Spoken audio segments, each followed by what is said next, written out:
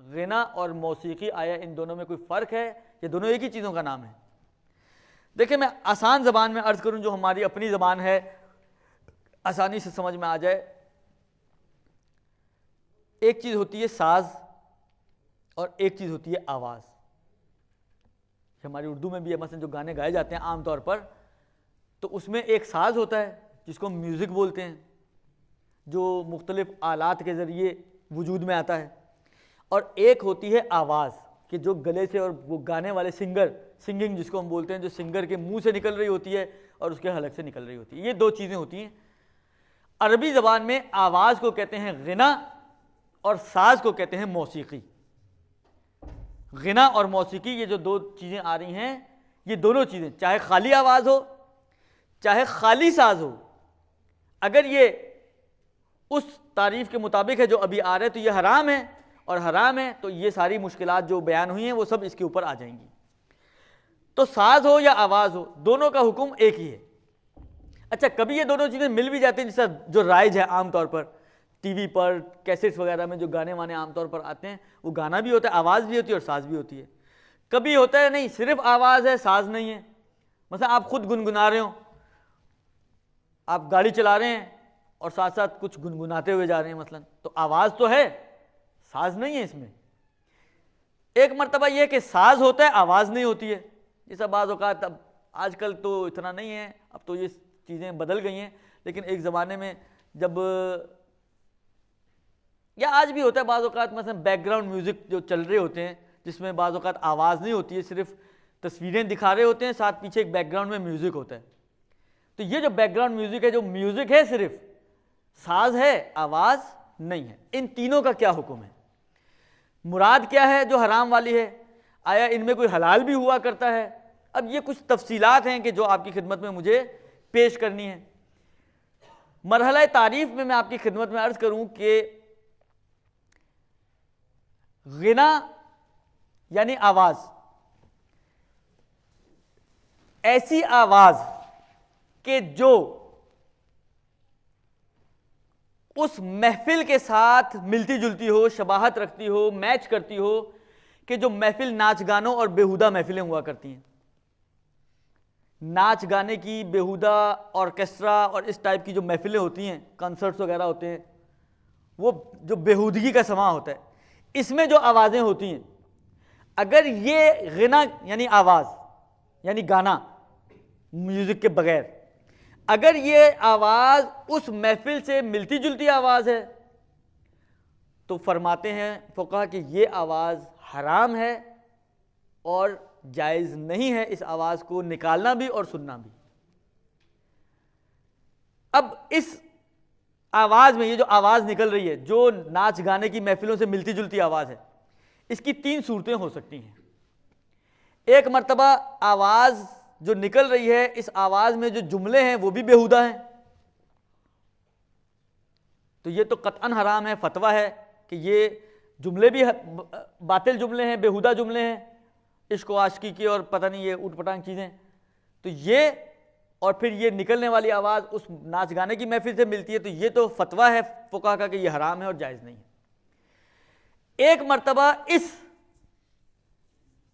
ناچ گانے کی محفل سے ملتی جلتی آواز میں جو چیز پڑھی جا رہی ہے وہ بیہودہ کلام نہیں ہے، نوحے مرثیے قرآن اس ٹائپ کی چیزیں، دعائیں، یعنی اسلامی چیزیں ہیں، چیزیں اسلامی ہیں، دینی ہیں، قرآن، دعائیں، نوحے مرثیے، یہ ساری چیزیں ہیں، لیکن جو انداز اپنایا ہوا ہے، جو آواز نکال رہے ہیں منہ سے، یہ آواز اگر سنتے ہیں تو ہمیں وہ ناچ گانے کی محفل سے ملتی جلتی آواز لگتی ہے. یہاں پہ بھی فتویٰ ہے کہ یہ بھی جائز نہیں ہے.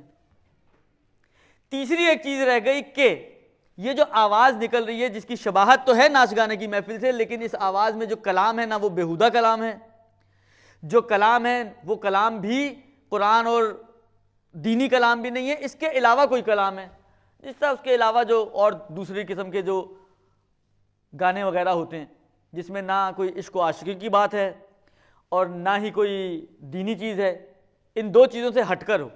لیکن جو آواز نکل رہی ہے وہ آواز ایسی ہے کہ جو ناچ گانے کی محفل اور اس قسم کی محفل، بیہودہ محفلوں سے گناہ کی محفلوں سے ملتی جلتی آواز ہے، تو یہ احتیاط واجب کی بنا پر حرام ہے۔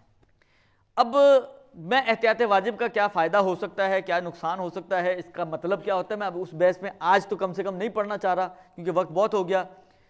امید رکھتا ہوں کہ آپ کو معلوم ہوگا، اگر کسی کو معلوم نہ ہو یا اکثریت کو معلوم نہ ہو تو کل ایک سوال کی شکل میں مجھے بھیج دیں تاکہ مجھے پتہ چل جائے کہ مجھے یہ بھی بتانا ہے۔ لیکن اگر نہ آیا تو میں یہی سمجھوں گا کہ اس احتیاط واجب کو آپ لوگ پہچانتے ہیں، یا آپ کی جانی پہچانی چیز ہے۔ بس خلاصہ یہ ہوا کہ آواز اگر بیہودہ کلام ہے، قرآن یا دینی چیز ہے، لیکن یہ جو آواز نکل رہی ہے یہ ناچ گانے بیہودہ محفلوں سے ملتی جلتی ہے، اس سے شباہت رکھتی ہے، تو یہ قطعاً حرام ہو جائے گا۔ فتویٰ ہے اس میں حرمت کا اور کوئی گنجائش نہیں ہے۔ اس کے علاوہ جو چیزیں ہیں وہ اگر کلام بھی بیہودہ نہیں ہے، دینی بھی نہیں ہے، ایک آرڈنری سی چیز ہے، لیکن آواز جو نکل رہی ہے وہ ایسی ہے کہ جو ناچ گانے کی محفلوں سے میچ کرتی ہے، یہ احتیاط واجب کی بنا پر جائز نہیں ہے اس آواز کو بھی سننا۔ نتیجہ اگر آپ نکالیں تو یہ نکلے گا کہ ہر وہ آواز جس کی شباہت ہو ناچ گانے کی محفلوں سے، چاہے وہ قرآن ہو، چاہے وہ باطل کلام ہو، چاہے وہ صحیح کلام ہو، ہر حالت میں اس کو سننا جائز نہیں ہے۔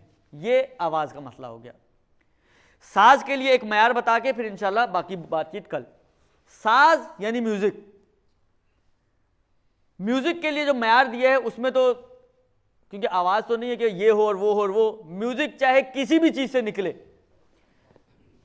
چاہے وہ ایسے آلات ہوں کہ جن کو بنایا ہی میوزک کے لیے گیا ہے، جس میں عام طور پہ جو مثال دی جاتی ہے گٹار ہو، ستار ہو، اس قسم کے آلات کی، چاہے وہ ایسے آلات سے بنایا گیا ہو کہ جو نکل رہا ہو ساز کے جو عام طور پر حرام کام کے لیے نہیں بنایا گیا، جیسے مثلا ڈھول ایک زمانے میں اعلانات کے لیے بنایا گیا تھا، یا اصلاً ایسا آلہ ہو جو گانے کا آلہ ہی نہیں ہے، جس طرح آپ نے دیکھا ہوگا بعض جگہ پہ بعض کلاسیکل موسیقیاں جو ہوتی ہیں ان میں مٹکے بجائے جاتے ہیں، مٹکا پانی کے لیے بنایا گیا تھا، اس کو بھی اٹھا کے ہم نے گانوں میں لے آئے، تو یہ مٹکا ہی کیوں نہ ہو، اگر اس سے جو ساز بن رہا ہے، یہ ساز آلہ کوئی بھی ہو، آغا سیستانی، آغا رہبر، ان لوگوں کے نظریے کے مطابق کوئی فرق نہیں پڑتا، آلہ کوئی بھی ہو، اگر اس آلے سے نکلنے والی آواز بیہودہ محفلوں سے میچ کرتی ہے تو کسی بھی آلے کے ذریعے نکلے یہ آواز سننا جائز نہیں ہے اور حرام ہے۔ ہاں، اگر ان آلات سے جو آواز نکل رہی ہے یا وہ جو گانا میں گا رہا ہوں گنا، وہ ایسا نہیں ہے کہ جو بیہودہ محفلوں سے میچ کرے، تو پھر وہ آواز بھی جائز ہو جائے گی اور وہ ساز بھی ہمارے لیے جائز ہو جائے گا۔ اب اس کی عام طور پہ جو مثال فقہ نے دی ہے، مثلا جنگی نغمے، البتہ جنگی نغمے جو خاص طور پہ اب جو پرانے زمانے کے، آج کل تو ملی نغمے، جنگی نغمے، وہ بھی جو ہے بڑے جس کو کہیں پاپ ہو گئے ہیں، تو وہ شاید نہ چلیں، لیکن جو خاص طور پہ پرانے زمانے کے جو ملی نغمے اور جنگی نغمے تھے، ان کے اندر عام طور پہ وہ آواز بیہودہ محفلوں والی آواز نہیں ہوتی، وہ ساز بیہودہ محفلوں والا ساز نہیں ہوتا۔ تو یہ والی جو کیٹیگری ہے، ملی نغمے ہوں، قومی نغمے ہوں، جنگی نغمے ہوں، رزمی نغمے ہوں، ان کی تقریباً اچھی خاصی گنجائش نکل جاتی ہے آغا سیستانی اور آغا رہبر کے فتووں میں کہ یہ جائز ہو جائیں اور ان کو سننا جائز ہو جائے۔ حتیٰ قوالی بھی اگر آپ یہ سمجھتے ہیں کہ یہ جو ہے بیہودہ محفلوں سے نہیں میچ کرتی اس کی آواز، تو قوالی بھی جائز ہو جائے گی۔ قوالی کا بہت زیادہ مسئلہ پوچھا جاتا ہے، اس لیے میں نے عرض کر دیا کہ وہ بھی جائز ہو جائے گی۔ اچھا، یہ طے کون کرے گا کہ یہ آیا بیہودہ محفل والی آواز ہے یا نہیں ہے؟ طے عرف کرے گا، معاشرہ۔